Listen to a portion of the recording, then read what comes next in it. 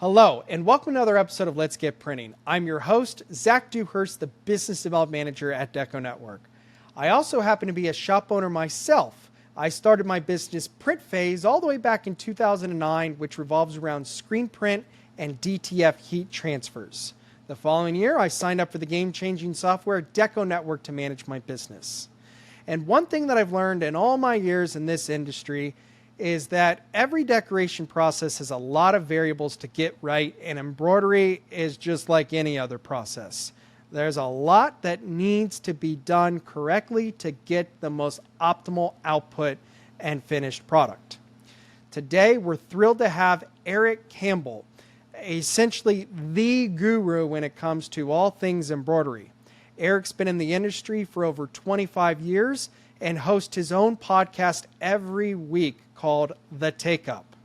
Another fun fact about Eric lives in Albuquerque, New Mexico, and happens to be the guy who did all of the digitizing and embroidery for AMC shows like Better Call Saul and Breaking Bad. So next time you watch Walter White do something and you see embroidery on one of the characters, think Eric Campbell, because he's the one who did it. Now, again, when it comes to embroidery, it's a decoration process that really the bulk of the work is done by the machine, but there's a lot of, again, variables that go into it. What type of stabilizer are we going to use? What type of needle? What needle size? What type of thread? And it can be overwhelming when you're first getting started. So Eric is here to share his tips and tricks of how to get started with embroidery and simplify the process so you're not as frustrated and you're putting out good product from day one. But before we jump into today's episode, we need to talk about our awesome sponsor, DecoNetwork, the all-in-one decoration software that allows you to manage your business from one subscription. No more having to pay for multiple different types of software, in which some do front end, some do back end. DecoNetwork really is the all-in-one solution. If you need to provide sites to your clients, you want your own site with an online design tool, and most importantly, a order management software where you can create quotes from scratch and store all of your customers' profiles and order history. DecoNetwork, the all-in-one shop management software that you need to run your shop as efficiently as possible. Now, let's get back to the show. How's it going, Eric? Always going good when you're doing embroidery. Eric, you are essentially the guru when it comes to all things embroidery. I know of a handful of screen print experts, all of which, hey, I will pay them gladly whenever I need help when it comes to screen printing. They are the gurus. But when it comes to embroidery, you're out there by yourself. You're on an island. You are the embroidery guy. And don't shake your head, because I know you are the guy. Why? What makes you the guy, though, when it comes to embroidery? I mean, you've been doing it for what, 25 years now? Yeah, right around that time. Yeah, here's what I'll say. I don't know if I'm the guy. You are the guy. I'll say this. I keep talking, and I keep telling people the reality of how it has been to run in my shops, to work. And also now I work in the software world, to see all different angles of the industry and discuss that stuff. Because I'm willing to talk about that stuff, frankly, I think people want to listen to that. And I'll say this, there's new generations of people coming up. I'm teaching with people at the shows that I've kind of brought in with me, and we're doing group teaching. There's a lot of cool people out there who are like me, who are starting to really get out and share. So I hope I won't always be the guy, but I'm glad to be a guy who helps. And I think that's probably the thing. I started out kind of on my own, had to teach myself everything aside from the basic operations of the machines.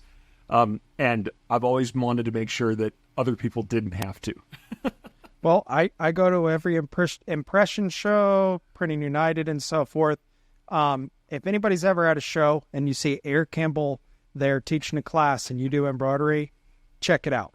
Absolutely. Eric is, again, just a great educator in this realm. So today, again, we have you.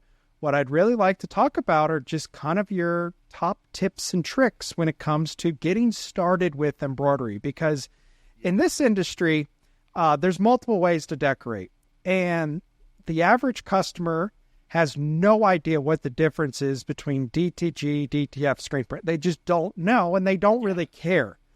But a customer understands the difference between embroidery and printing. It's just very different. Now, not every customer understands I can't take any artwork and turn it into embroidery, So again, though, what I've always recommend for most shops out there is to try to be a one-stop shop. Every time you have to tell your customer no, you're giving your competition a chance to take your business. So if you get started with DTF printing, you get started with screen printing, you start fulfilling orders, your customers are going to come to you and they're going to ask about embroidery. It's just a fact. And if you say, I can't do embroidery, you're going to hold your business back quite a bit and you're going to lose some clientele, because most customers, most businesses, especially who order printed shirts, they're going to need embroidery at one point or another. And customers like to go to one place. I mean, why is Amazon so popular now? Well, it's convenience. It's just too easy to not do it, Eric. And when it comes to embroidery, you don't have to do it in-house. No process do you have to do in-house. You can absolutely outsource it. But if you're looking to bring it in-house, which what I like about embroidery, again, is the demand's going nowhere. I mean, as long as people wear shirts, we're going to be doing a lot of sewing and embroidery.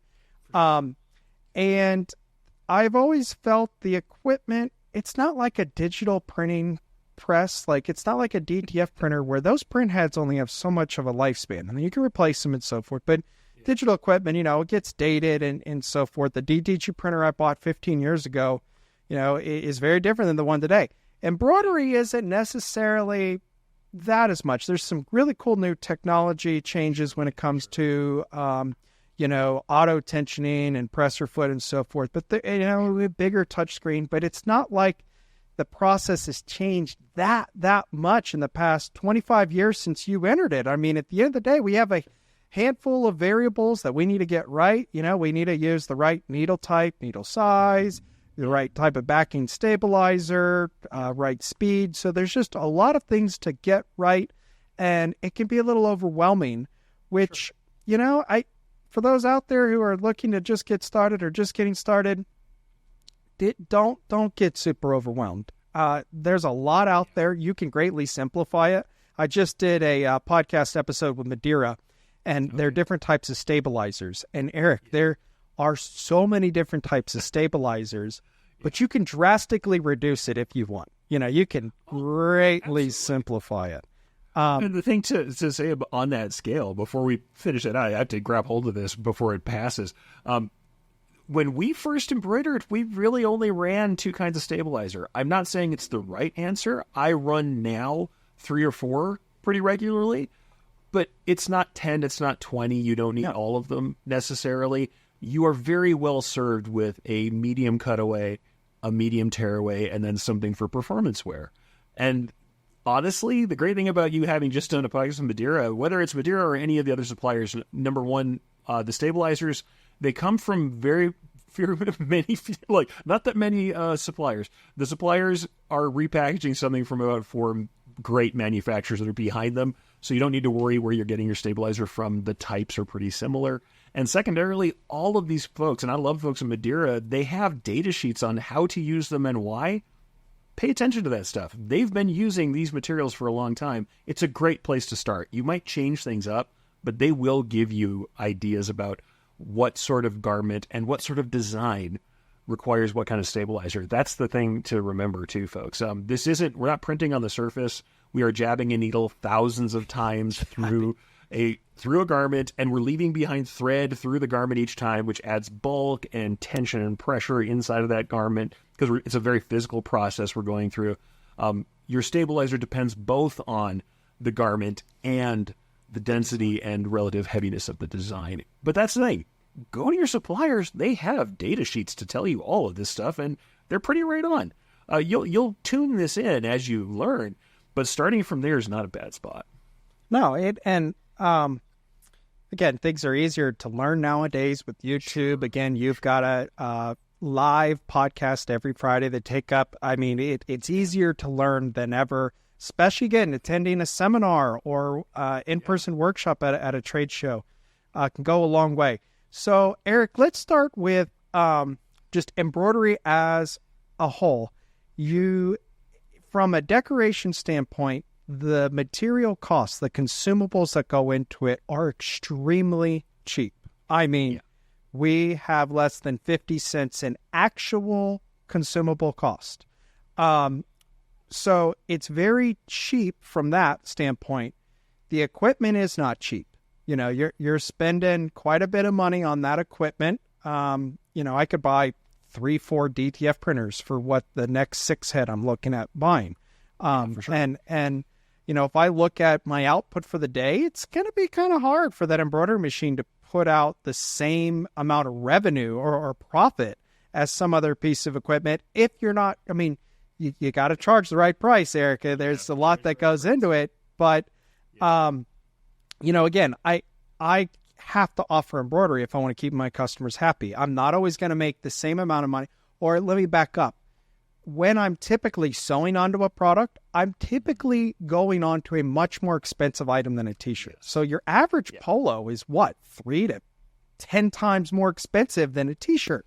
So you're going to make more money off of the blank. It's the contract stuff that really makes me often scratch my head. How are they making money sewing it at that price? Embroidery is heavily about the machine time. And you want that machine to constantly be running, because every time it pauses, we're not making money and we're having to go over to it and make an adjustment. So when it comes to embroidery, we have a few primary consumables. We have backing, which is a stabilizer. So backing goes on the inside. And then you also have topping, which is another type of stabilizer that you could do. When it comes to this stabilizer, you have different types. You have cutaway, in which you actually cut in the inside to remove the excess weight. You have tear away. We're typically on a hat, just tear it away and it leaves a little bit less. You have wash away. You have heat away. Lots of different types. At the end of the day, if you're doing hats and flats, you're going to need some tear away for your hats. You're going to need some cutaway.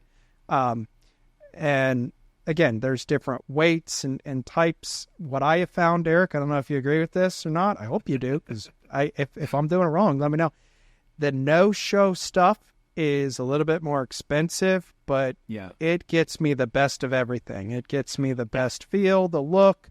It's just, I've taken out a lot of the guesswork from a newer employee. Let's go with the little bit more expensive, newer kind of stuff. And so that's one thing I want to talk about. But you have your stabilizer. Sure. You have different types of needles. Some, are ballpoints, some are not. You have different sizes of needles. And you're going to use different size ones for different types of detailed designs, or the product that we're going into may need a specific type of needle. So I want to talk to you about that. Sure. And then you also have different types of threads. You have different weights and sizes of thread that I want to talk about. The bobbin is the easiest thing. Just put the little magnetic in there and call it a day. Obviously, there's variables also like tension, presser foot height, little things like that. So, Eric, you have had this conversation a lot. You've seen the most common mistakes, your tips and tricks. If I were starting embroidery today and I want to make it a process that I love because I'm not working backwards to start, first thing I would sew as far as a hat, I don't know if I'd start going into a 6-panel hat, Richardson 112. If you're just getting started, it's not an easy product to sew. And sometimes all of a sudden you start beating up the machine. It also could come down to your digitizing, Eric. Absolutely. At the end of the day, we have to get the file ready. And that is something that you are a true wizard at. And if you want the highest quality, it all does start with digitizing. Nowadays, I like to make this comparison with DTF because everybody talks about DTF. And I'm seeing more and more of these printers out there that go beyond CMYK. They go CMYK, RGB, and so forth. But at the end of the day, if the RIP software behind the scenes isn't able to actually look at these additional, it doesn't do you much good. So when it comes to embroidery, you could buy the best machine. You could have the best consumables. You could have every variable dialed in. But if the digitizing isn't great, garbage in, garbage out. Doesn't matter. Absolutely. So that's where it all starts, Eric.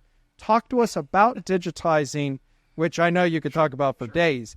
But, break it down for us. Possible. And in fact, here's the thing I'm going to say. In general, with all these things, though there are all of these options and things you get into with specialties, the bread and butter of all of this, including thread types, needle types, everything, is much smaller. The subset that you're going to use the most is much smaller than we get for everything else. So we don't have to know all the variables from the beginning. And the first thing with digitizing, a lot of people feel like they have to bring it in-house. I was an in-house digitizer. It's what I did.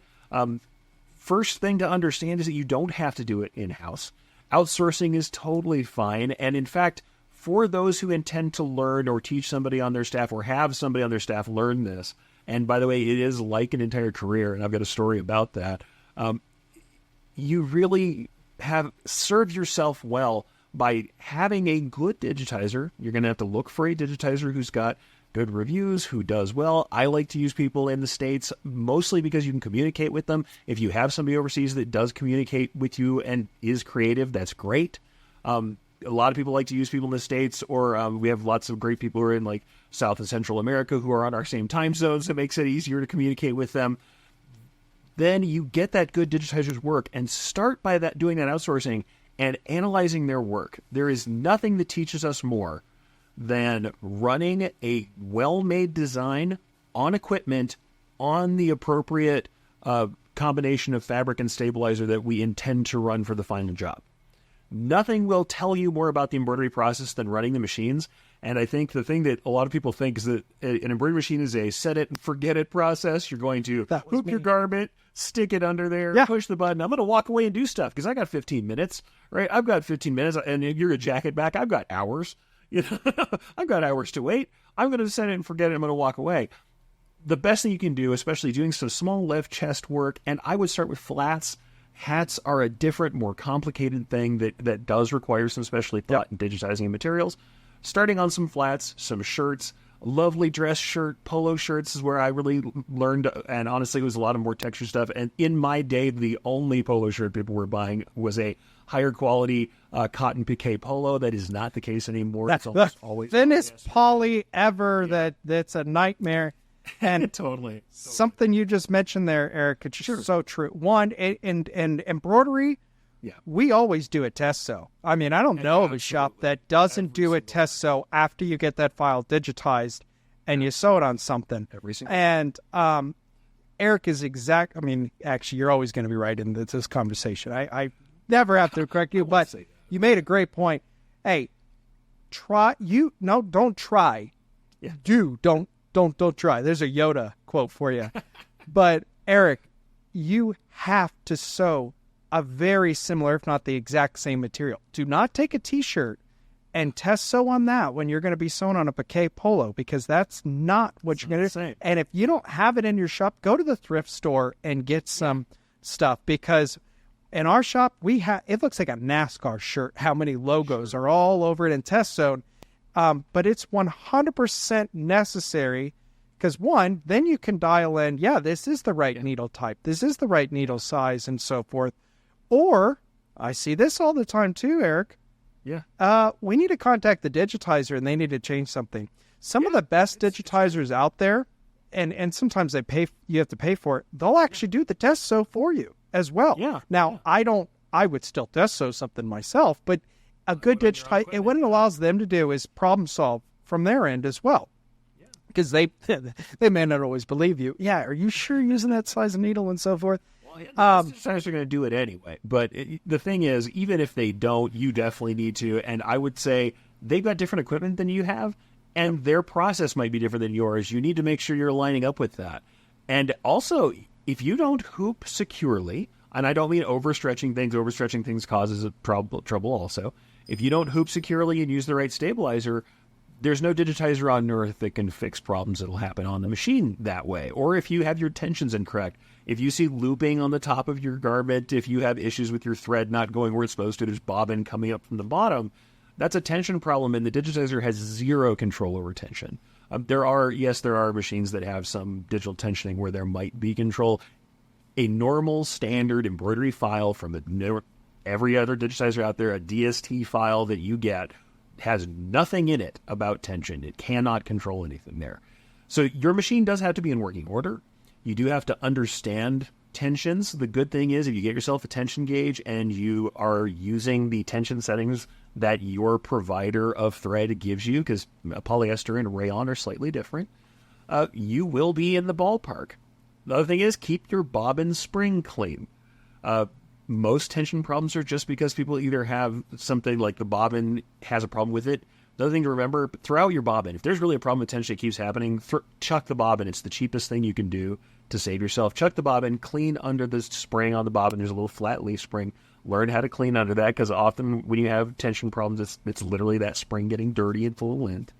And once that's good, if you're in the right ballpark with all of your setup on your machine, then we start talking more about what's going on with the digitizing. And also, just to isolate this entirely, I teach diagnosing designs quite a lot. In fact, they want me to do that coming up at the expo again this coming year. The first thing people are always asking me is, how can I tell if it's the file or if it's the machine?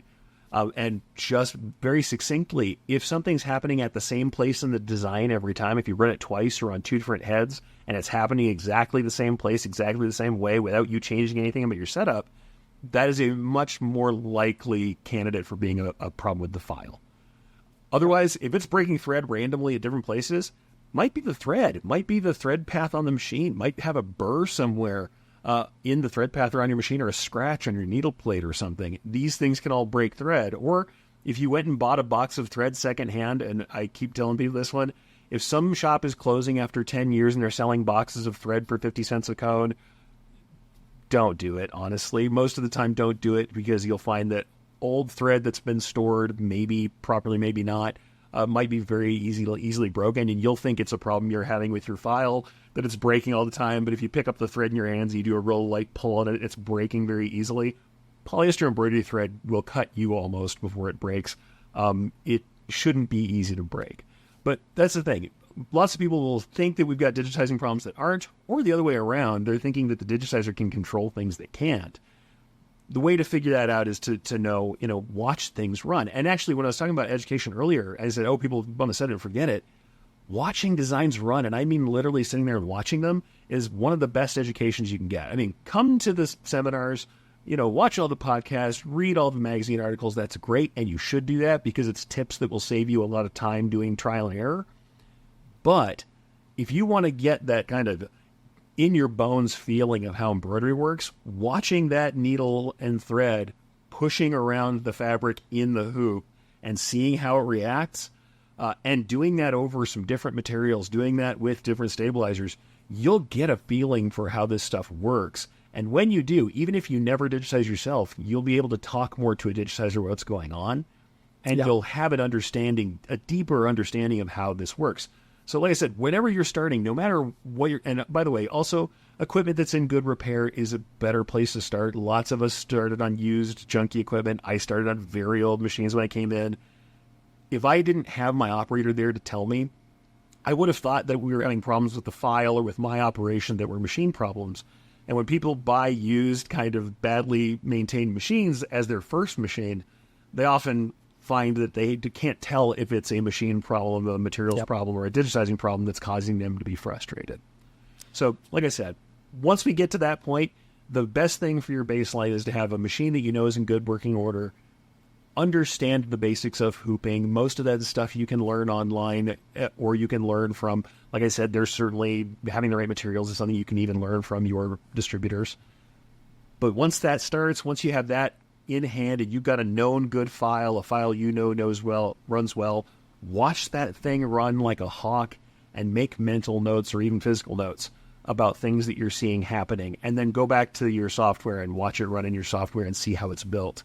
And even if you learn things from all of the educators, and you should, doing that, having that as part of your process will really let it sink in. What I couldn't agree more. And one little tip, though, because I kept breaking needles one time, this is back when I was doing a bit more of it, and I went over the machine, and I was like staring at it at the needle level. Don't do this, because the needle broke and hit me right below the eye.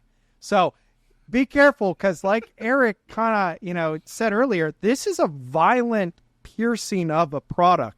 And, if that needle comes down and hits the plate, it's going to break. And then it could, I'm telling you, just to warn you guys, I was so grateful I didn't lose my eye that day. Another thing you talked about, like the bobbin. Sure. One thing I didn't realize, in my shop, we would fumble the bobbin case, and then all of a sudden, it hits the ground. It was like, shit. I had no idea how much I was thrown off the tension and other things. Yeah. Having extra bobbin casings, Eric, is something, it's so cheap. Absolutely. And it's easy. You'll find these weird intermittent errors where you're having looping that's happening every once in a while. You'll find that the bobbin case has been dropped on concrete and it's out of round, and the bobbin is contacting the inside of the case. If you drop a bobbin case, I'm not saying they're always destroyed. It's one of the other reasons we put anti-stress mats in front of our machines. And we have them too, but it still doesn't take much. You can still bend that bobbin case, and if it's bent, you won't. It's not easy to catch that problem unless you've been in this business for a while. Bobbin cases honestly should kind of be seen as a higher level consumable. Yeah. You should be able to replace that bobbin case when you need to, and like you said, have them on hand. If I were running multi-head equipment, I would have as many as I had heads spare. And I know people are like, really, that many? Yes, because if you've got a multi-head equipment that you're running all the time, the chances of losing one are you're not ordering them all the time. But if I were setting myself up for success, and if I was running single head equipment, I'd have at least a couple on hand. They're cheap. They're just not expensive enough to stop you from having them on hand, because it will stop your production. If you don't have a spare bobbin case, you drop one and it bends. I've seen people try and manipulate them with their fingers and put them back into round, and maybe you get it, maybe you don't. I'd rather be able to slot a new bobbin case and keep running. Yeah. I know a lot of DTF shops who have a spare print head. You're talking about a $1,200 consumable, technically. We're talking about something that costs like less than $10. You have, I'm telling you guys. And going back to the digitizing conversation, you get what you pay for. Nowadays, the cliche is every day you will get 3 to 5 people. Absolutely. I'll digitize for you next day, overnight. And it gets annoying. But the point is, nowadays, I can get something digitized within 24 hours for under $20. And 10, 15 years ago, that was not the case. Good digitizer is asking you a series of questions. What are we going on? We digitize differently for a hat than a flat. And we'll talk about that here in a little bit different. That's the first question. What are we going on? Second question, okay, what's the material type? What we're going on will determine certain things. And a good digitizer will also make suggestions as far as, okay, you see this small text? I think you should use a smaller needle so that we can hold that detail better than this part. Or let's say there's white in the design and it's a glob here and it's small text here. A big misconception I made for a long time, Eric, was, if it's the same color, it's the same. It's kind of like, again, I love to compare these to printing, because if we screen print, you have different mesh counts. Yeah. And if you're going to do a really good job, you may not, and it's the same color, you may burn 2 separate screens just based on the detail to get the best print possible for both different parts of the design. So just because the design is the same color doesn't mean we're going to use the same needle on that. And something I often overlooked, Eric, was you have a 15 needle machine. Yeah. Guess what? You're very rarely going to have artwork with more than 6 colors in it. So why do we have we can make the setup of the job a lot quicker. Let's say I have a couple bigger orders and each one of them has 4 colors. Well, I could, but the shirts aren't here, the hats aren't here. Well, I could actually thread the machine for both jobs and have them ready. So what's typically done with these machines is, again, your first handful of needles are typically your most popular colors. Yeah. White, black, gray, maybe a royal and a red. It just depends on your shop. Yeah, it depends on who you are and And then nowadays though, I would definitely have two white. I mean, white, I don't care if you're printing or embroidery, white is going to dominate out of everything else. And having two different size needles for that color is great. So, but in addition, then kind of circling, going all over the place, we have different types of thread, Eric. Yeah. So, going back to the digitizer will either suggest or you'll tell them, hey, I'm going to use 60 weight versus 40 weight for this part of the design. So, talk to us a little bit about the different types of thread and, again, those different types of needle types and sizes and how they all play together. Because, hey, if I want to do fine text, and again, of course, I answer the question in a way, but, I'm going to use a different type of thread and I'm going to use often a different type of needle because my kryptonite, when I was just starting to get small text, Eric, and I just like, why? It's so hard to get. And yeah, I know. Here's a few things I'm going to say about it. Number one, I'm going to subvert the entire topic by saying one thing to remember. And I don't know if I coined the term originally. It seems like this is I might have been the first with this. I would like to call things the handshake distance. The way we judge an embroidered piece is generally from the distance of a handshake. American handshake, there was a study out in like the 60s where they talked about it's 3 to 4 feet away from someone. We should really judge things on that basis. And when we talk to customers, we should say, hey, if there's something that you really want to be visible, you have text that you want somebody to read, if they can't read it from 3 feet, it's probably too small anyway. And we should talk about using larger text. Normalize blowing the text up a little bit, because when people are doing these sub 5 millimeter, very small text runs, yes, we can execute under 5 millimeters, especially with thinner thread, and I'll talk about that in just a second. But frequently you have to ask somebody why. If it is anything that is really supposed to be legible to another human being who's wearing something, they're not going to put their head up to your shirt. They're not going to get 5 inches from you, and if they do, it's weird. It should be visible from 3 feet.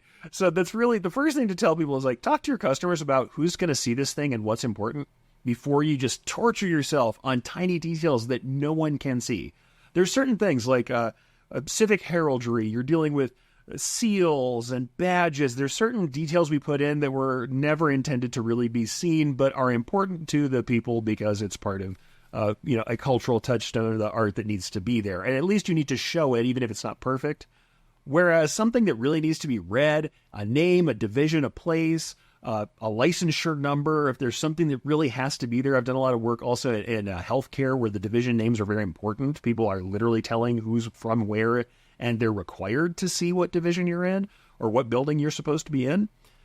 That stuff should be visible from 3 feet, at the very least. It doesn't mean for someone who has, terrible vision, we're not making this billboard so that anybody who's, Mr. Magoo over there can see it, but a normal person should be able to read it from that kind of 3 foot range. Secondly, though, let's talk about the actual setup. You're absolutely right when I recommend people set up their machines, a white and a black in thin thread. And let me just go ahead and break down the thread categories before we go any further. The standard embroidery threads you're going to see out there that is for almost everything is called 40 weight thread. It is a measure of weight per 1,000. It's like 1,000 feet or something. Now I've messed up the thing, but it's like you have this weight per length thing, which is why they call it weight. As the number gets higher, it's actually thinner. So 40 weight threads are standard. 60 weight thread is the standard kind of thin thread people use. Are there other threads? Yes. There's big fuzzy 12 weight threads. There's 30 weight threads that are thicker. Most of those are going to be for specialty stuff. You're not going to see them as much. Running 12 weight, much more likely in home decor, much more likely in fashion than it's going to be in your standard logo stuff. Most of the stuff you're going to do in your corporate work is going to be 40 weight thread with the addition of 60 weight thread for small lettering and fine detail. Digitizer has to know that, though, because they have to set things up for the proper densities, which is how close together the thread is, in order to cover. And they have to set up the width of a satin stitch. How small we can execute that is dependent on the thickness of the thread and the needle. So also, with each of these sizes of the thread, we have different needle sizes. I will just give you kind of the general needle sizes. Yep. For me, I tend to use a 7511. Some people go a little thinner than that, but my go-to needle for almost everything is a 7511 needle. That's to use with that 40 weight thread. Some people will go a little thinner. Some people will go thicker for caps to try and keep it from deflecting or bending as much while still maintaining the 40 weight thread. Otherwise, most of the time, your needle thickness is going to be based on what kind of thread you want to use. So let's just pause there because I completely agree. 40 weight, like lots of different types of thread, lots of different types of needles, lots of different types of size needles. Sure. I mean, we're talking like majority of jobs, majority parts of designs. We're going to use 7511 needles 40, size, and we're going to use 40 weight thread. Yeah. Then our customer is going to come to us with some small text. And when I say detail, it's the text because, really detail, you've got to read it. I mean, I love your, 3 feet away because it's not everything's possible. And hopefully you get a client like DecoNetwork, because I straight up asked the CEO, Adam Pentland, and I was like, can I drop the R on here? It's gonna be almost. It's like yes. If it's not gonna look great, then drop it. And that's what you really. And again, it goes back to what you said. Explaining to the customer what is and is not possible. Something not go off on this tangent, but a customer sees like a color reel design. And now all of a sudden they think every embroiderer out there does full color embroidery. No, that takes a $30,000 machine, and there's a reason they went bankrupt. Yeah. So, but cool piece of tech that we really didn't have enough use for yet. We not yet, and I hope it still comes back someday. But yeah, just again, guys, almost everything in your shop 40 weight, 7511, but you also need some 60 weight. And we're talking about, I can't stress enough that when it comes to small tech, 95% of it's white. It really is. It's rare that I need any other colors. Maybe black's the only other one I probably have. Black, I would say, and here's the thing. And if you're trying to select your first threads and you're setting up your machine and you can't buy every color under the sun, I'm just going to give you another rubric for us. What made a difference for us? Especially when I was first setting up with the 60 weight thread, which by the way, you'll need a 65/9 needle for that. So that is another, those are needle sizes. 65 refers to the width of the needle and there's also a sizing systems, but the 65 actually refers to the width of the needle.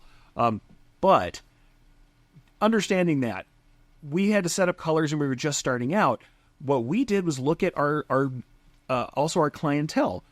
If you're trying to set up your machine, whether you're buying your first rounds of 40 weight thread, especially when you're buying for a multi-head machine, it gets expensive. Thread actually starts to feel expensive when you're buying cones for a 12 head, or multiple 12 heads like I worked on. When you're setting up for that, if you're trying to have some stuff in stock, think about the schools that are right around you. The state flag. It's important to your people. Because I'll say for us, I'm in New Mexico, and we have one of the most lauded state flags ever. It's a big gold field with a red Zia symbol. It's a circle with rays on all four sides. And people know this thing because all the flag guys love it. It's like the top flag all the time whenever they vote in who's got the best state flag. It's very simple. It's very iconic. But I'm going to tell you, it's in every logo, or all the logos around here, tons of them are gold and red. So if you're in New Mexico right now and you're setting up your equipment and you don't get gold and red in both your 40 weight and 60 weight, you're absolutely missing the boat, because you will need those. There's going to be a thing. I don't know if you agree with this, Eric, and I'm so sorry for interrupting you, but I'm a big fan of, I had my screen print palette first, and I have around 80 stock colors. I can Pantone match and everything else. And at 80, I've been told that's too many. And it's like, well, if you ever looked at, blue, there's like, if I had 12 shades of blue, I'm still not coming close. So there's just a lot, navy, there's like 3 different types of navy. There's several. So I found around 80 stock colors for screen print was pretty good. So then what I did, Eric, was I found the closest thread colors to those print colors, because again, the reason why I think every shop has to offer embroidery is because, if you're working with businesses are going to order both. And if you want to keep them happy and you want that print and that embroidery to look very similar, you should establish essentially a palette and a standard color that equals both. And those colors should also reference a Pantone, a PMS number for it. And your customers' monitors are going to display everything differently, and so forth. So, and we're talking about expensive products. We always do a test, so Eric, and we always also find it hard. I'm using a very nice iPhone, but the colors aren't always the same. I mean, it could be a little thread, tricky. especially, it has a high sheen. Generally, the standard polyester thread or rayon thread we use, mostly polyester. By the way, polyester because of laundering. So if you're doing anything workwear, polyester is better than rayon for that. But most of those polyesters have a high sheen to them, and that means that when you're turning this stuff, in fact, the strength of embroidery is it looks very dimensional and interesting, and the light plays off at the surfaces. But it also means when you're color matching, you need to look at this under some light, and as you're moving it around, those colors look like they're shifting because you have a high specular reflection on those things. You got a highlight. You have a highlight and a shadow because also embroidery is dimensional. It's as if you're using 3D ink all the time because it's always good dimensional. You're physically laying something on top of something else. Matching it in the thread, I say, is the best thing you can do. Literally taking out, if you don't have your own color, whatever, you don't have daylight lights in your shop, go out in the middle of the day. Noontime sun is an awesome time to match, even if it's cloudy, because it's the same condition between whatever thing you're matching in your thread. Get outside and get that scattered light if you don't have any other option. But really, in the thread is the best way. If a customer can be on site, that is the best way to have them judge that color. When they're in ordering, show them your thread cards, or we wound little spools because it looks more like a satin stitch where you have that falling off shadow than a thread card does. I'm not saying you have to pre-wind spools. In the business long enough, we kind of learned that those pre-wound spools were a better way to match color than thread cards that come from the thread manufacturers. Though thread card's good enough. Get out your thread card, show it to them physically, and do it. And you'll have to make judgment calls on all this stuff, as well as things like deciding to buy stock or custom thread for a business. We had that as a charge we could offer people and say, here's what it's going to cost. It's like a Pantone mix. Carry a custom thread like a Pantone mix. But there are certain times where, hey, you're dealing with the power company for your entire region and they want to do this stuff and they have a pretty sizable order now. You think you can eke that out of your profit with the promise that it's going to get better. And this is a company that's been around for some time. You can make that judgment call to bring that thread in and make it part of your palette. You will end up where some of that stuff ends up dead stock and nobody else uses it. And that's why you have to think about whether or not you want to buy in for your multi-head equipment especially. But in any case, the best thing to do is when they're coming in, when they bring you the art, physically match that stuff if you can. And do it in front of them. If you can't, if it's a larger company, I'll say this too. Some larger companies are high-end stuff where we had a deposit in hand and we knew this was a high-end job. I even sewed samples and shipped them to people. And said, here's two colors, here's multiple colors of your logo.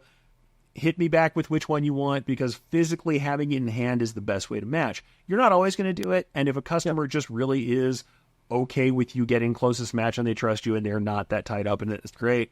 You have a customer who's incredibly tied up in this concept of the matching, or it's a fashion customer or a customer who's doing boutique stuff, which happens much more with embroidery than print. You're going to want to make sure they're judging these things in a way that makes sense. What we like to do is we'll test sew something with one color, and then right below it, right next to it, sew it again, different, and let the customer see. And the more you kind of communicate with the customer, the risk and the likelihood of them complaining goes way down. And if they do, it's like, I don't know what else to tell you. You told me this color over that one. So communication is key with all of this. You've got to set expectations, though, Eric, because you can't just take any file. And you brought up a great point. And honestly, I don't get blowback at all. Because again, once you communicate with customers, so small text. So somebody has a logo and then they have a slogan underneath. There's a good chance sometimes you're like, hey, this text is going to be made bigger. If you want it to look good, we're going to manipulate your logo. Yes. And most customers don't care. And if they do, you just kind of have to often tell them like, okay, well, it's not going to look as good, but I can either, and here, often you can say, I can make the entire thing bigger to match. I can manipulate the text for the slogan and make that larger so it'll sew correctly, or I can remove it. It may not be important. And the thing is, I'll tell you the most powerful phrase I've been able to use in communicating this. especially because when I was in the in-house, digitizing game, they would often have a customer who was having difficulties. They'd bring me out to the front as if, well, let you talk to the artist, because I was the digitizer. They're like, oh, the artist will come out to see you, and now it's a big deal. So the salespeople love to do that when there was difficulties. Let me get the artist to consult with you. But what I would do is stop and in my most earnest voice say, hey, if this was my logo, if I was paying to have this sewn out and this was important to me, these are the things I would do to get the best embroidery I could. And it's just such a different feeling than, man, your art's messed up. You got to fix this, this, and this, because it just doesn't. It's not going to work. And I know better because I'm the guy. I always put it on me instead and say, you know what? If I were coming in and this is my logo and I want it to look its best, I want people to be able to read that slogan. I'm probably going to make that about 20% bigger so that slogan reads. We'll move it away from the logo a little bit so that we maintain the clear space around it. And this is why it's also good to learn a little bit of graphic design. You don't have to become a designer to be an embroiderer or a screen printer, but knowing a little bit helps. Say, I'm going to maintain that clear space, and we're not going to change the aspects so we won't stretch anything, but we can move that out, make it a little bigger, about 20%, and it's going to look much better and run really cleanly on the garment that you chose. And also you can do things like saying, hey, if your branding isn't that important to you, if the type isn't that important to you, sometimes a font change can make something run smaller. Or we can run this in all caps if that's okay, and I can run it all caps block and I can get even smaller, but then it's not going to match the look as much. Is the phrase more important to you or is the look important to you? And you let them have a choice in it, even though what you actually said is, I'm not going to do the thing that you're looking at. You're not telling them no, you're saying, here are your options. Please come back to me with your creative choices, and then they have to buy in to answer you. There's always going to be customers that are hard, or customers who say, I don't care, somebody else did it. I'm going to say this, though. I have often, when it gets the worst and somebody says, the last guy did it, I have stopped people and said, hey, you know what? If someone embroidered it, we can too. Bring me the sample of what you've had done, and I will match it. Thread for thread. No worries. I can get as close as I can. It won't be perfect, but I will match what they brought in. Every single time this has happened to me, I have absolutely no times this has not happened. When they bring it in, the other person made a change that they didn't notice, or they will come in, kind of hat in their hand and go, hey, I know I fought with you about this, but I got the sample, we got it, and they didn't even put that lettering on there. Or I got the sample bag, the lettering is twice the size what it was on the thing I gave you. I'm sorry. And then they say, then you ask them, okay, is it okay? I can actually get smaller than the last guy if you want, or here's my option. Do you like that, or do you like it the way the last person did it? And then you just go through with it. I mean, the thing is not to gotcha them, not to get mean about it. Yep. You can say all this stuff positively, where on the back of your head you go, last guy's not doing it. One of my very favorite ones is this person swore up and down about this stuff, and then they brought it to me and they're like, okay, the last guy, the thing said association, and the last person had abbreviated to ASSN. And I was like, yeah, that's why it fit in that space. That's a lot less letters than association. And they looked at me and they kind of shook their head. They're like, I didn't even notice that, and I hate it. And I'm like, yeah, I wouldn't like it either. That's a weird abbreviation. But do they make it ass? Yeah, association. Well, and I've seen people do that, by the way. And make sure that N is there if you're abbreviating association. That's important. Also, and this is hilarious, but I'll say, if you're filling out a form for someone and they give you a form with names, if it still says your name, don't sew that. I had somebody come to me with a garment, and they had left their last shop because someone literally sewed name on the left chest. Be careful. Be careful when you're setting up your type. I mean, I understand that we have the ability with some team naming software to just bring in a big, CSV or an Excel sheet and dump it in there, but go over the sheets before you sew. Well, again, all of the most successful shops I've talked to will tell you the actual thread or ink on a shirt is like the smallest part of the actual service we provide. It's everything else. Recently, yesterday, Eric, S&S acquired Alpha. Yeah. And you have the big three suppliers, Sanmar, S&S, and Alpha. And I highly suggest everybody has all big three. Sure. But there's a reason why Sanmar was doing twice the revenue as the other two. And it's not because they sell a shirt cheaper. It's because their service. I mean, everything else outside of the actual product. I would argue Sanmar is better to work with. And that's why they're more successful. They offer fewer products. They offer them often at a little bit more expensive than the others. But at the end of the year, you're going to have fewer headaches. You're going to have all these other things that add up. And it's very similar with your customers. There's a lot of people out there with embroidery equipment. What is it that you're doing to differentiate yourself from the pack? And again, it's always service, quality, price. Don't chase the customer with the lowest price. And just, again, when they're coming to you and they're like, looking for poly polos, you'd be amazed when you spend a little bit more money, everybody wins. So especially in like the printing game, nowadays your medium quality ring spun shirt is practically as cheap as the cheapest shirt. And for 20 cents more, your customer get a better feeling shirt that prints better. Same with embroidery. The cheaper the garment, often the worse it sews. I mean, it's just not as... So everybody often wins. A Nike swoosh does. To me, it's not worth twice as much, but it's still a great product to offer. So you also never know what a customer will tolerate until you give them the option. It's surprising how many people are underselling their customer, and some of the customers are like, they would love to have a higher quality option if anyone showed them that.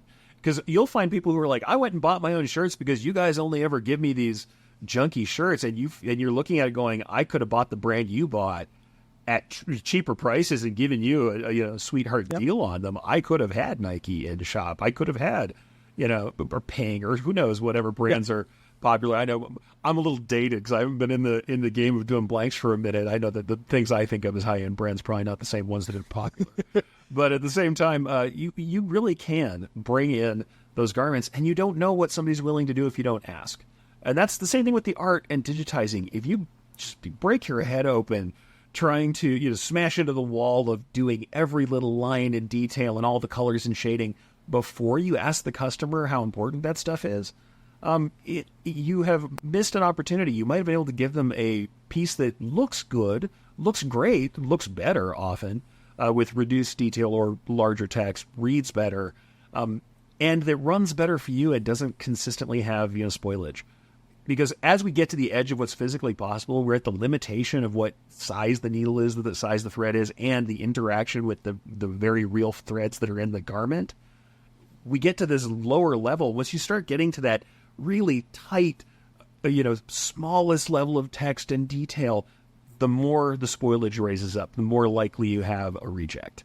And so we have to understand that that's part of the cost for us too. We want to reduce that risk if we can. And communication, as you said, communication is huge. And in general, with all of this, what I tell everybody is anyone can buy an embroidery machine now. They are cheaper and cheaper. They are getting out there where, yes, the good brands are still costly. People are buying, import brands from random places and getting into the business and doing decent enough work. They're capable enough machines to get the work done. That's not the bar to entry anymore. The bar to entry is so low that that's not, just having an equipment is not enough anymore. But what I've always told people is you want to be a consultant, not a commodity. You're a person who provides solutions, not a guy who makes shirts. Because the guy who makes shirts is anybody and infinitely replaceable. The person who offers opinions and has expertise and shares what they know and brings them into this concept, like I said earlier, if it were my job, here's the way I would do it as someone who knows. That's the person who's going to be able to maintain customers long-term and make the most money. The barriers of entry in this industry have always been low. Yeah. And now with how easy it is to outsource, Eric, I mean, if I had to start today, I don't think I'd buy equipment personally until...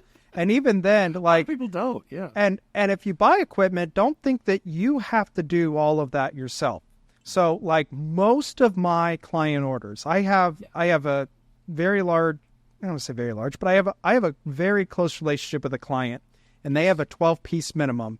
And guess what? Every one of their orders is 12 pieces. Like, we're always doing 12 pieces. Am I going to use a 12-head for a 12-piece order? No. Not I don't. But, and then I occasionally get that. So what do I have? I have a series of single heads, and I'm looking for at a 6-head. But guess what? Option's great. I get a 100-piece order. I don't really want to use it on the single head. That single head's great for those 12 piece. Just keep feeding it. Get that 100-piece. That's when I outsource it. to another shop. And that's something everybody should remember. You don't, just because you buy a piece of equipment doesn't mean every job that, works with that process, it should be. No, it's okay to outsource. Your customers don't care who does the work. They just care about the quality. And when you're outsourcing it to a contract decorator who knows what they're doing, you're really decreasing the amount of learning curve and everything else, because they definitely know what they're doing if they're good. They're going to know what they're doing. And on top of that, if you get a good partner, the best partner is one where you're not really in the same business all the time. And I'll say this, as a place where the number of heads we ran most of the time we were there is about 68, 72 heads at the place that I worked at the longest. So we weren't one of the tremendous giant shops. We weren't one of these football fields full of machines. There's a 400 head embroidery shop 20 minutes from me. 400 embroidery heads. Fathom that. Yeah, those exist. But we were at that shop, but we also weren't a single head shop. And there were people who were doing like what I often call like gift embroiderers. You would come in and mostly you were there to get the object, but they also did usually personalization. Name drops, small logo drops, sometimes, usually not too much custom stuff, a lot of like stock designs and name drops. And they did it on gift products. And so when you went to their store, it was a lot of stuff that was ready to embroider that was sitting in the shop right now, and then you could buy it and get it embroidered right there. But those shops had 1 to 2 heads. And that they did a lot of work on those 1 and 2 heads. But when those shops got oversaturated, they would go to a shop like mine, which was local, but had, we had, 70 odd heads of production that we could employ and do hundreds of pieces very readily. But at the same time, when we started doing things for major events, and it was thousands upon thousands, even we would get to a point where we're like, hey, we're going to go seek a producer who does have those, 400 heads. And we're going to say, hey, we got the crate will come in and we'll get all this stuff. And when it gets here, it's there.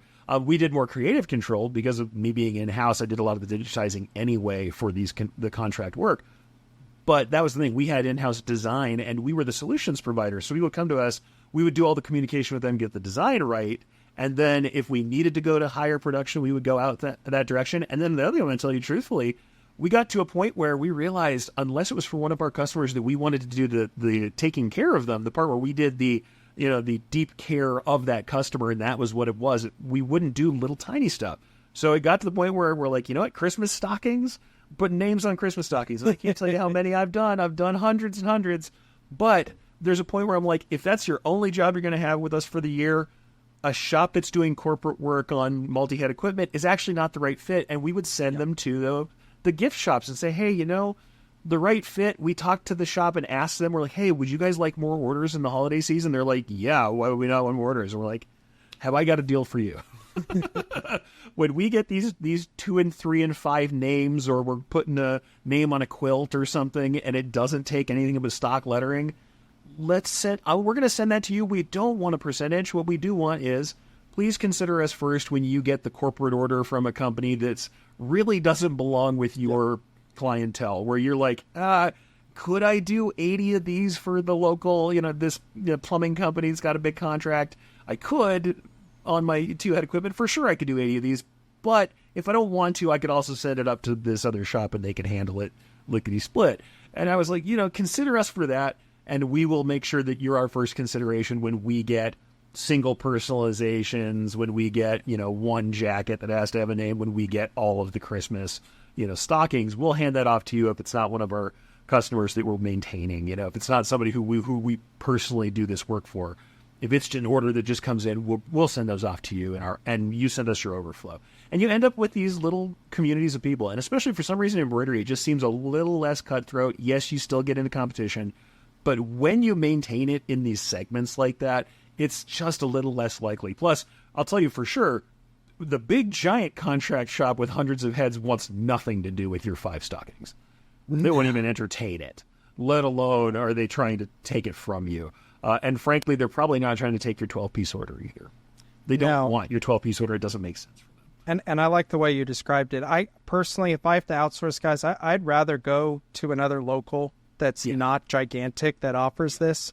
I've toured a lot of shops, a lot in the Fort Worth area because of all the trade shows. Yeah. Eric, it's really interesting. We're in an industry where we don't look at each other like we're complete enemies. I know a shop, they do screen printing. The other one does embroidery. The other one does DTF. They each have a specialty, and they outsource orders to each other. They don't try to steal each other's customers because there's plenty of jobs to go around. Eric, let's kind of try to recap everything all together. One, you don't have to do embroidery yourself. You don't. You can outsource it. You can. Two, if you want to buy your own equipment, they come in a lot of different sizes. They come in a lot of different brands, prices. Each one has a time and place. If you're going to do a lot of test sews, you don't want to use the 12 head for the test sews. You want to use single head, so forth. So what machine you pick out, you really need to look at what your customers are demanding. That's why I'm always a fan of outsource until you know what your customers are demanding. You build up your demand, and then you buy the right machine. Most of my customers are always ordering 12 pieces. That's why I haven't really pulled the trigger yet on the 6 head. So again, look at that. Now we start getting jobs. Well, customer gives us artwork. It's not like print where we're going to just take the artwork, send it to the vectorizer. They're going to get us a beautiful vector, good to go. I mean, it's amazing how easy that is. When it comes to embroidery, there's often a little bit of communication with the customer. Now, if it's a simple, like one color, we know, hey, that's what it is. You just send it off to the digitizer.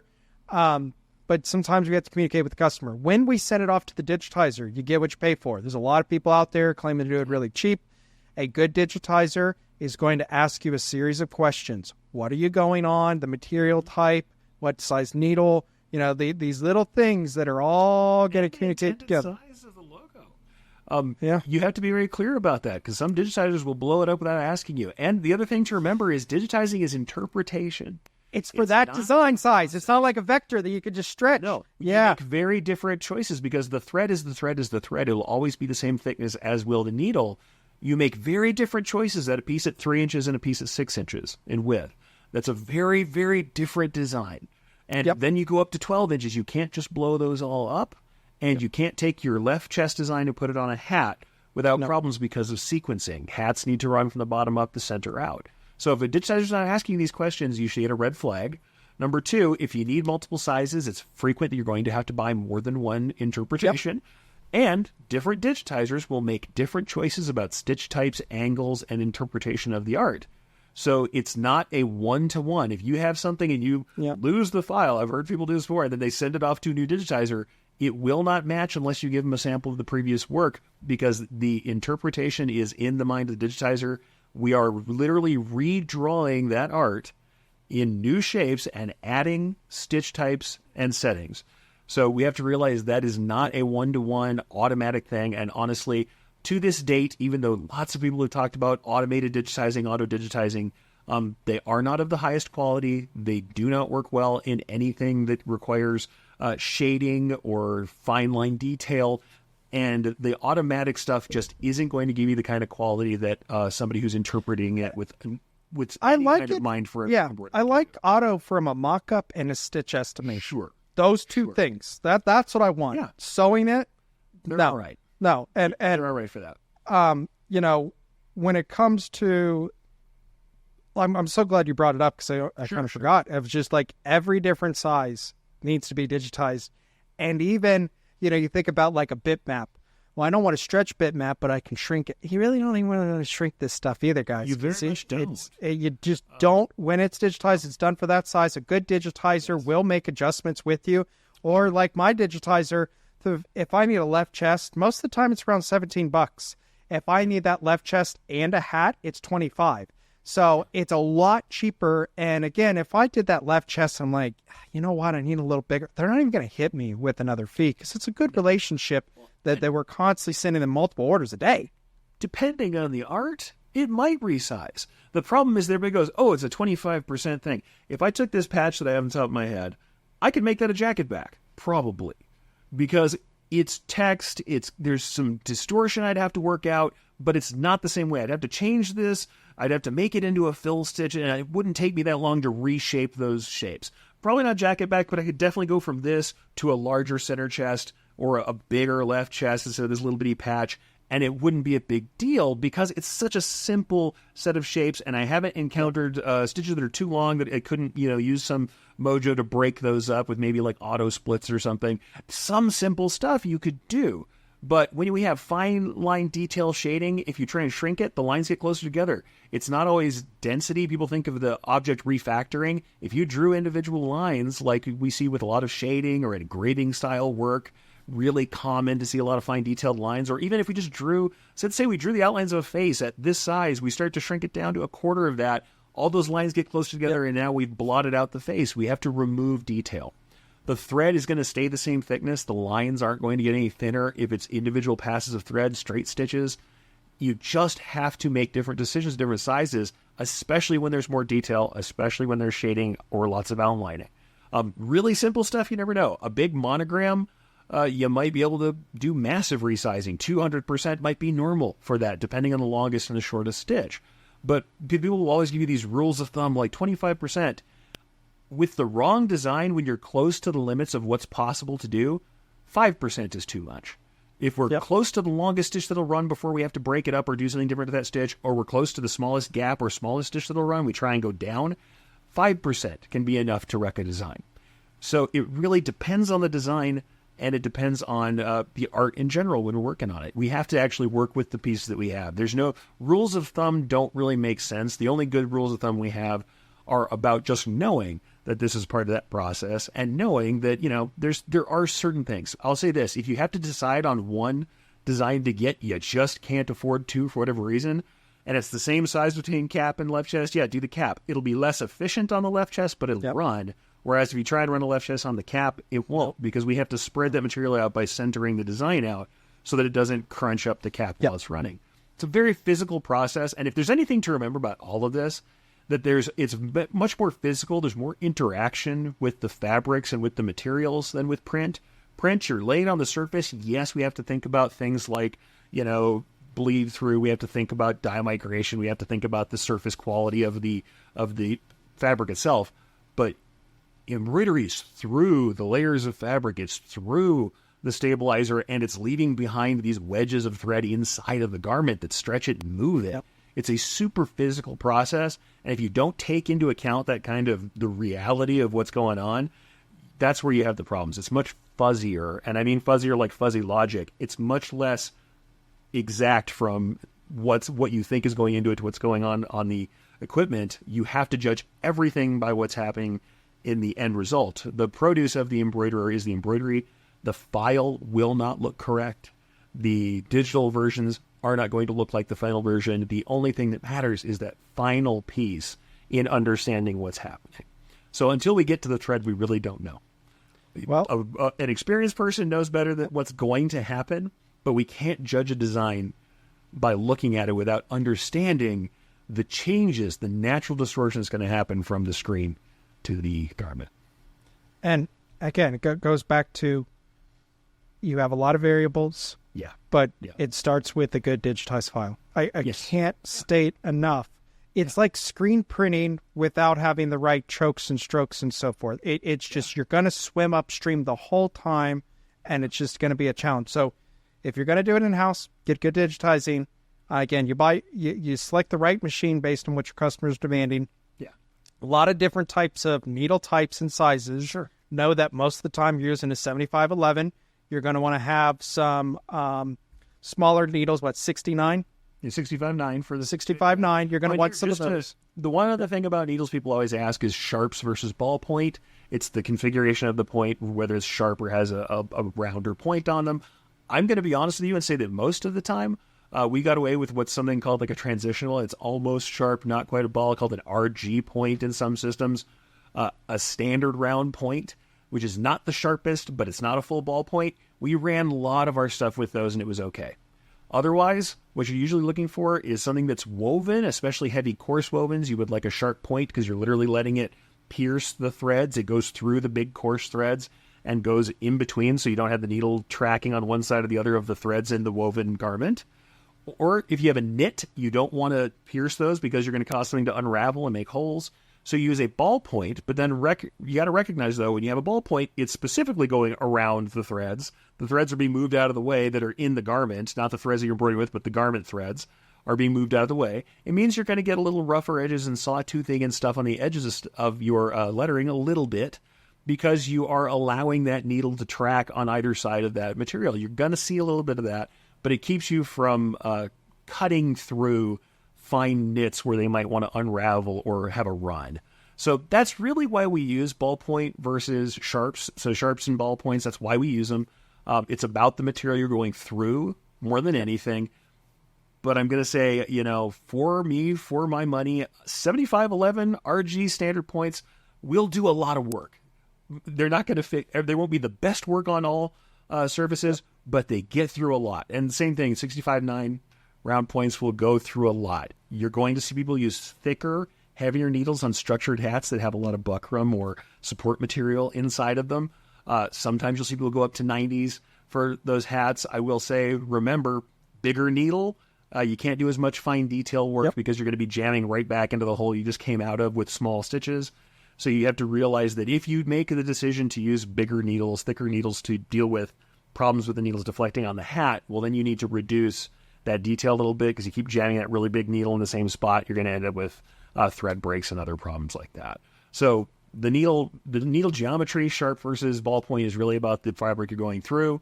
The needle size is about the thread you're using generally, though you will see people scale up, like I said, sometimes on things like hats, or they will use titanium-coated needles. Yes, they work. They have more wear effect than that. You'll see ones used for hats.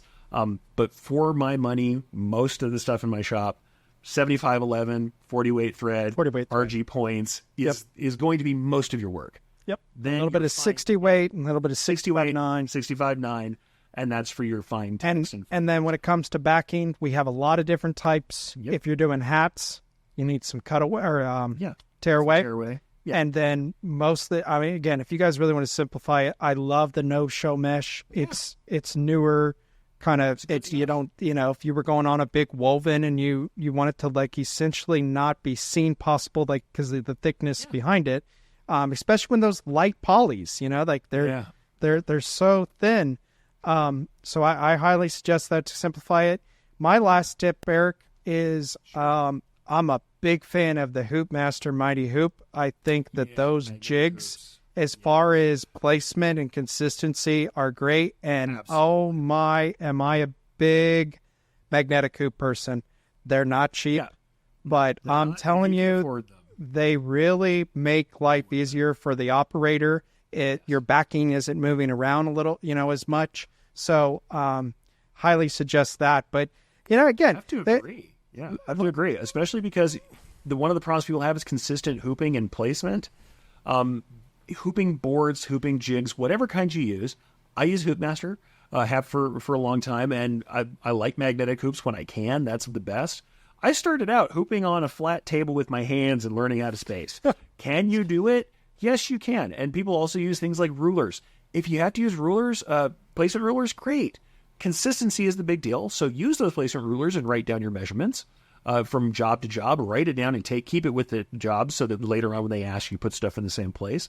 But if you're having trouble with hooping straight, get a hooping board. Get a jig. It just makes such a difference. And like you said, the magnetic hoops too, it's so much easier on your hands. I can't tell you how many people who have like wrist injuries from jamming on hoops, big, especially like Carhartt jacket backs.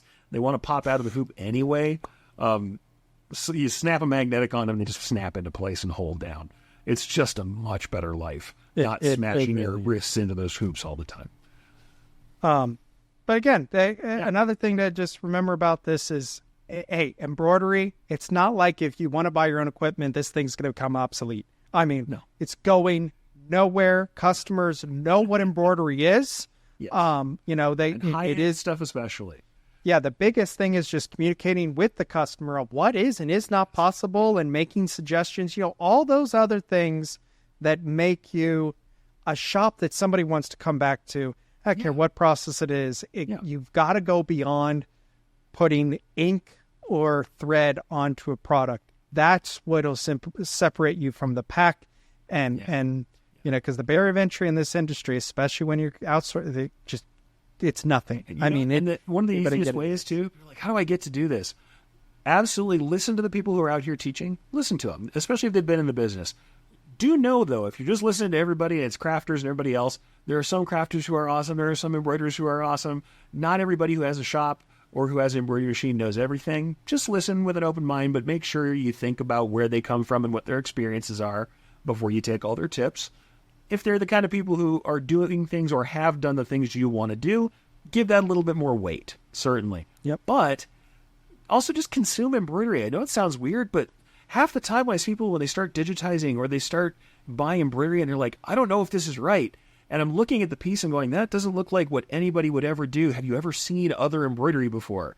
We're living in an era very different from when I came in, where high-resolution images of high-quality embroidery are everywhere. You go to any big shop, any store, any fashion brand, and you can go look at all their cool stuff. You go to a streetwear brand and go zoom in on all their garments and see what it looks like. And you can just literally look and say, all right, if I'm looking at this mascot, here's how this person chose to make that out of stitches. And just look at it. Spend time and go, what kind of stitches are those? What kind of angles are their stitches at? What kind of materials did they use? When you're in a store and you're looking through clothing for yourself and you see something's got embroidery on it, be the weirdo that I am and take a look at it, flip it inside out and say, how do they put them in there? And what kind of stitches do they use? And be curious. The thing that kills people is that they don't really consume or enjoy this process. Be curious, enjoy it, and also make some stuff for yourself. Don't get out of the habit of making things just to do cool stuff for yourself, because those projects so often are skill sharpeners that get us where we need to go for our corporate work. Yeah. Make it for yourself first, because if you're worried that you're not doing good enough quality, well, if it's for you, it's not if for anybody else. Or if you're doing it for you got that one buddy who always wants you to make a shirt on a favor, take him up on it, but say, yeah, I'll do it, but I want to do this technique that I've been looking into. I'll make you something, but number one, you don't get to say anything about how it turns out. Number two, I'm going to choose all the artistic stuff because I want to try this new technique. If that's cool with you, I'll make it. Or better yet, you want to feel real good about yourself, make something for a local charity or animal rescue or something and make that logo and do your best job and then present it to them. Now you've made something, you got some practice in, you didn't have to worry about the customer, notes as much, because they're usually very grateful to have you help out, and you got to give something away and make somebody have a better day. I mean, there's really no reason not to do self-directed projects, and I still, to this day, also I run drills. The other thing I tell people, I do embroidery drills. You get a new thread, you're not sure how it's going to run a bunch of swatches on the right kind of material you want to use it on at different densities with different angles and underlay types, and just see what it does. Put it through the machine, see what it does, and then you'll know in your bones what it's going to look like when you set up your settings in your software. Try some stuff out and let yourself off the hook. Play. Yeah. Play with it. It's fun. Eric, where can our viewers, learn more about, what all you do? I know you have, again, a Friday podcast that's live. Yeah. Where somebody attend that? Go to ericcampbell.com, because my name is spelled weird. It'll help you. ERICH Campbell.com, and Campbell like the soup. And every Friday at 2:30 Mountain Standard Time out here in Albuquerque, New Mexico, you'll find me talking usually for an hour to an hour and a half about a topic. And I take requests. If you have topics you really want to see or things that you're struggling with, send them into the show, comment them on social media. If you look for my name, especially in the context of embroidery, you'll find me at every social media place you can. And frankly, come see me at the shows too. I know I'm already starting to book out for next year, so Impressions Long Beach, very highly likely you'll see me and my compatriots out there too. And you'll get to meet some of the other people who I would like to be seen as the gurus that I want to be on the stage with me. You're going to see more of those folks too at the big shows. But yeah, come see me at ericcampbell.com. And certainly, you guys know I make stuff for Brilliance. There's some cool products that I've made that I talk about on the show. Go check those products out too. There's some fun stuff there. But you want to learn more about embroidery and get it kind of straight from my experience. And this is the experience of a local shop guy who's running small to medium production. That's really what I do, aside from just a lot of talk about digitizing, interpretation, art, and the business of being in the business. EricCampbell.com is the best way to get me, but anywhere online where you find me, I'll probably answer eventually. Google embroidery and he'll pop up. So hey, I'll say this. I don't answer quickly all the time, because I will sometimes get 100 contacts a day when I have a real rough day with people asking stuff. So I can't promise I get to you sometimes even within a week, but I do try and answer all those things. Or If I really do center on something that I think needs to be talked about, I'll let you know. I'll be like, hey, cool question. Check me on Friday because I'm going to cover your question on the show. And then there are people who have gotten essentially a show that was a consultation for an hour and a half with me about a topic because I thought it was a topic that needed to get talked about. So reach out. Like with all things, communication is key. Awesome. Well, thank you so much, Eric, for joining us. I look forward to doing, another one of these with you in the future. Because again, you are the embroidery guru. And hey, I telling you are. But thanks again, Eric, for joining us. And check out ericcampbell.com. Thank you much.